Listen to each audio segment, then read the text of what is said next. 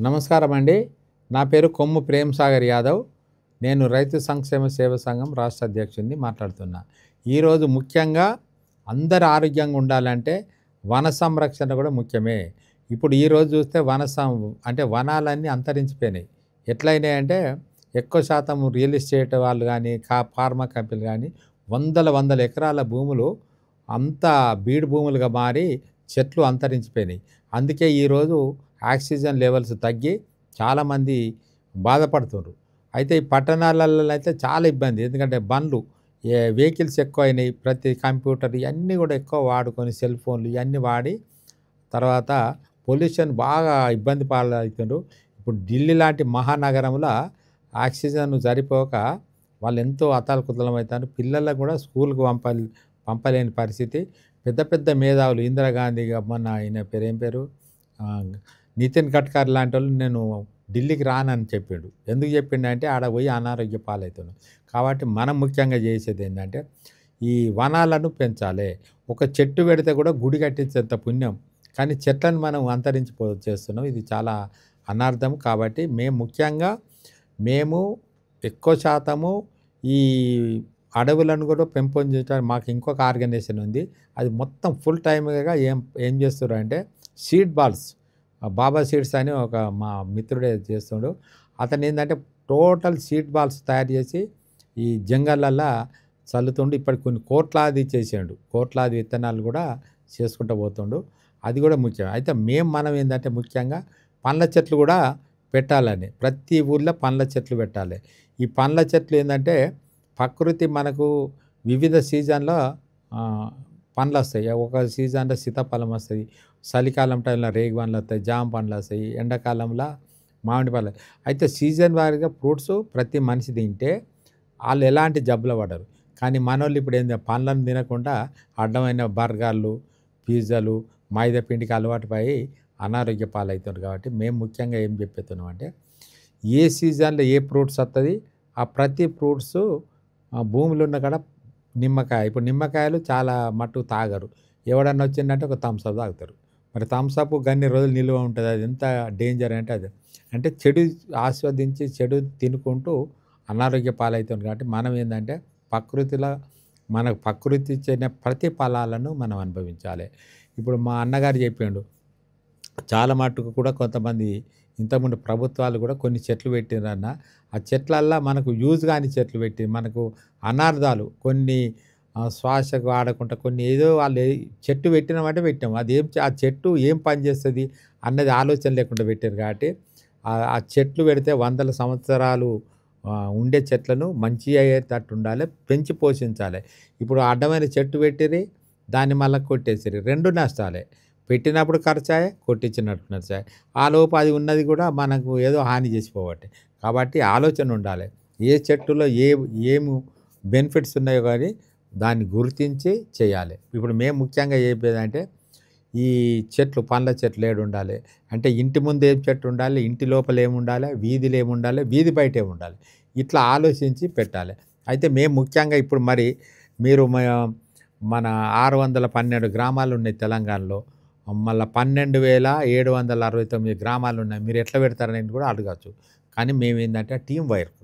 అంటే ప్రతి ఊళ్ళే ఇప్పుడు ఏది జాతీయ మహాత్మా గాంధీ జాతీయ ఉపాధి హామీ పథకం ఉంది. ఆ పథకంలో ప్రభుత్వం ఆలోచించి ఏం చేయాలంటే వాళ్ళను ఈ నర్సరీలు పెడుతున్నారు. పోయిన గవర్నమెంట్ కూడా ఫీల్డ్ అసిస్టెంట్ ప్రతి ఊళ్ళే ఫీల్డ్ అసిస్టెంట్ ఉంటారు. ఆ ఫీల్డ్ అసిస్టెంట్ నర్సరీ పెడతారు. ఆ పెట్టినాక ఆ చెట్లను వీళ్ళు ఈ జాతీయ ఉపాధి కూలీలు అంటామా వాళ్ళు సభ్యులు పెట్టేవాళ్ళు. అయితే మనం ఏమంటున్నామంటే మనం ఒక చిన్న సూచన. అయితే ఆ నర్సరీలో పెట్టేటప్పుడు మంచి చెట్లు ఏది మన వనమూలికలు ఉన్న చెట్లు అంటే మనకు ఇప్పుడు ఒకటి ఏది ఉంది మునిగ చెట్టు ఉంది. ఎగ్జాంపుల్ చెప్తాను. అది 300 రోగాలకు కొడుతుంది. దాన్ని ప్రతిది కూడా మనకు హెల్త్ పరంగా అలాంటి చెట్లు. తర్వాత ఒక తులసి చెట్టు ఉంది. ఇలాంటి చెట్ల ఔషధ గుణాలను గుర్తించి ఆ చెట్లు పెట్టాలి. తర్వాత నిమ్మ చెట్టు. ప్రతి ఇంట్లో నిమ్మ చెట్టు ఉండాలి. జామ చెట్టు ఉండాలి. ఇట్లా ప్రతి చెట్టు ఉండాలి. ప్రతి ఫలం ఆశించాలి. కాబట్టి నేనేమంటున్నా అంటే మా ఆర్గనైజేషన్ మా సభ్యుల ఆలోచన ఏందంటే ఈ గ్రామాలలో పెట్టినప్పుడు ఆ నర్సరీలలో పండ్ల చెట్లు పెట్టిద్దాం. కావాలంటే మనం ఏమేమి పండ్లు ఏ సీజన్లో వస్తే మనం సేకరించి వాళ్ళకు పంపుదాం. పంపినప్పుడు వాళ్ళు నర్సరీ పెట్టాలి.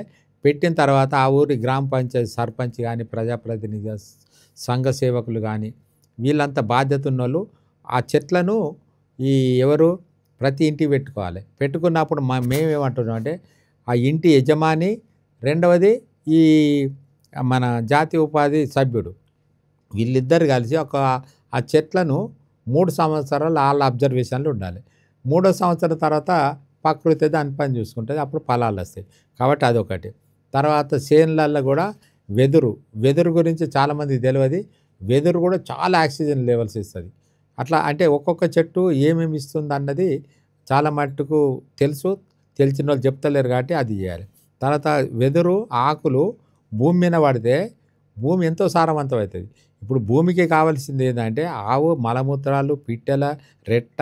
తర్వాత మూడవది ఏంటంటే ప్రకృతి ప్రతి చెట్టు ఆకులు వదులుతుంది. ఇయర్కి ఒకసారి వదులుతుంది. అది భూమికి ఆహారం. కానీ ఇప్పుడు చెట్లు కనుమరుగవుతున్నాయి, ఇటు ఆవులు మరుగమవుతున్నాయి.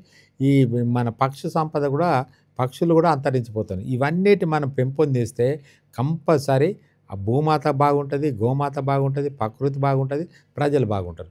కాబట్టి దీని మీద మా ఆర్గనైజేషన్ సభ్యులమంతా అంటే అందరు ముక్త కంఠంతో ఆరోగ్యాన్ని కాపాడాలి అనే ఉద్దేశంతో వెళ్తున్నాం. కాబట్టి ఈ ఒక్క చెట్టు ఎవరైతే ఒక మంచి చెట్టు పెడితే గుడి కట్టించినంత పుణ్యం ఉంటుంది. తర్వాత ఆవునైతే ఎవరైతే పెంచుకుంటారో అనంత పుణ్యం అన్నట్టు. ఇక దానంత పుణ్యం ఏది ఉండదు. కాబట్టి నేనేమంటున్నా అంటే ఆ భూమాతను కాపాడాలి, గోమాతను కాపాడాలి, ప్రతి ఊళ్ళో పండ్ల చెట్టు. ఈ 3 కూడా అంటే మనకు ప్రకృతి కానీ దేవుడు ఆశీర్వదించే పనులు. ఈ పనులు చేయాలి. కాబట్టి ప్రజలను దృష్టిలో పెట్టుకొని చేయాలి. ఎందుకంటే చిన్న పిల్లలకు వింత జబ్బులు, క్యాన్సర్లు వస్తున్నాయి. క్యాన్సర్లు అంటారు పూర్వీకులకు లేదు. బీపీ, షుగర్ అనేది వాళ్ళకి తెలియదు. ఇవన్నీ మనం అంతా రెడీమేడ్గా అంతా అనార్థాలను తెచ్చుకొని అనారోగ్య పాలై ఆయుష్ తగ్గించుకొని అమరులం అవుతున్నాం.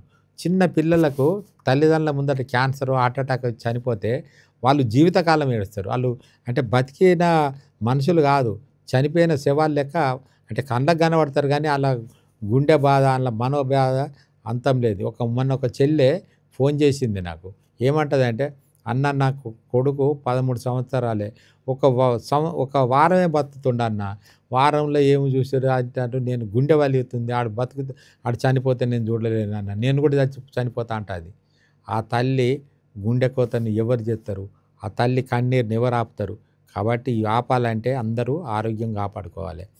మొన్న ఒక తల్లి చిన్న పిల్లోడు 10th క్లాస్ ఎగ్జామ్ రాసి ఇంటికి వచ్చిన తర్వాత అమ్మ అరే అన్నం తినరా బిడ్డ అని పెరుగన్నం కల్పించుకుంటూ తినిపిస్తుంటే అమ్మ అని ఇట్లా గుండె పట్టుకున్నట్టు, అమ్మ నొస్తుంది అంటే ఏమైంది అంటే ఏదో నొస్తుంది, మండుతుంది అంటే ఏం కాదని ఇట్లా నీళ్ళు తాగిపిస్తుంది, తప్పని చనిపోయాడు. చేతులలోనే గుండెపోటుతోని పిల్లోడు 15 సంవత్సరాల పిల్లోడు చనిపోతే ఆ తల్లి బాధను ఏమని వర్ణించాలి, ఏమని బాధపడాలి? ఇలాంటివి జరుగుతున్నాయి మన కళ్ళ ముందు. కాబట్టి మనం మౌనంగా ఉండద్దు. ఈ పశు సంరక్షణలో కానీ వన సంరక్షణలో అందరం కూడా చేసి సమాజాన్ని కాపాడుదాం. అందరము సకల జనులు ఏకమైదాం. సకల జనులు ఏకం చేసుడు కాదట, మా అన్న చెప్తుండు. ఏకమైదాం, ఆరోగ్యకరమైన నవ సమాజం నేర్పిద్దాం. పల్లెల పచ్చదనాన్ని పల్లెలకు మనము పల్లెవిని ఆధారపడి ఉంది. పట్టణాలలో ఉండొచ్చు కానీ అసలు ఆరోగ్యం అంతా పల్లెలలో ఉంది. వాళ్ళు పంటలు ఏదైతే మంచి పంటలు పండించి మనకి ఇస్తారో అందరం తినాలి, ఆరోగ్యంగా ఉండాలి, అనారోగ్య పాలు కాకుండా అందరం కూడా మంచిగా జీవించాలని మీకు అందరికీ కూడా నేను చెప్తున్నా. మా రైతు సంక్షేమ సేవా సంఘం ఉద్దేశం ఏంటంటే నిస్వార్థంగా పనిచేద్దాం. ఇందులో ఎలాంటి స్వార్థం కానీ వ్యాపారం కానీ ఏది కూడా లేదు. అంతా మంచి కొరకు, మార్పు కొరకు. ఈ మంచి మార్పు మన చేతుల్లో ఉంది, ఆరోగ్యం కూడా మన చేతుల్లో ఉంది. కాబట్టి ఈ తప్పిదములు జరగకుండా చూడాలంటే కంపల్సరీ వన సంరక్షణలో కూడా మంచి చేయాలి. అంటే మేము ప్రతిదీ కూడా ఆలోచిస్తాం. ఇప్పుడు పల్లెటూళ్ళల్లో పంటలు వచ్చినాయి, మొత్తం కోతులు కూడా ఊళ్ళో వినబడి ఆగం చేస్తున్నాయంటే అది కూడా మనదే. అంటే అడవులు అంతరించిపోయినాయి. అడవులలో ఇప్పుడు అడవులే లేవు. ఇటు రియల్ ఎస్టేట్లోని భూములు కట్టితే ఇంకా రియల్ ఎస్టేట్ ఎట్లా అంటే అక్కడ భూమిలో ఒకటి ఏదన్నా ఒక మంచిది ఏదన్నా ఒక ప్రాజెక్ట్ వచ్చిందంటే ఆ పేరు చెప్తారు 20-30 కిలోమీటర్ దాకా ఎడారి చేసేస్తారు. అంటే ఆడ ఇల్లు కట్టడు, పంట పండియడు. కానీ రేటు పెరిగితే పెరగచ్చు, నేను కాదంటలేను. కానీ అక్కడ ఏదో ఒకటి ప్రకృతి మనకు ఇచ్చిన పంటలు పండించడం చెట్లు ఉంటేనేమో మనకు పర్యావరణానికి కానీ మనకు మంచిది. పర్యావరణాన్ని కాపాడతలేము. కాబట్టి ఇప్పటికైనా అందరు మేలుకోవాలి. లేకుంటే ఎన్నో అనార్థాలకు ఎదురుపడి వింత వింత జబ్బులు వస్తాయి. ఈ జబ్బులను తట్టుకుంటూ ఎవరి చేత కాదు. కాబట్టి అందరూ కూడా అనార్థాలు లక్షలాది రూపాయలు పెడితే కూడా కొంతమంది పైసలు పోతున్నాయి, ప్రాణాలు పోతున్నాయి. కాబట్టి మనం అందరం కూడా పునరాలోచించి మంచి మార్పు చేద్దామని మీ అందరికి కూడా నేను మనవి చేస్తున్నా. Thank you so much. మరిన్ని అంశాల కోసం లక్ష్యం యూట్యూబ్ ఛానల్ని సబ్స్క్రైబ్ చేసుకోండి.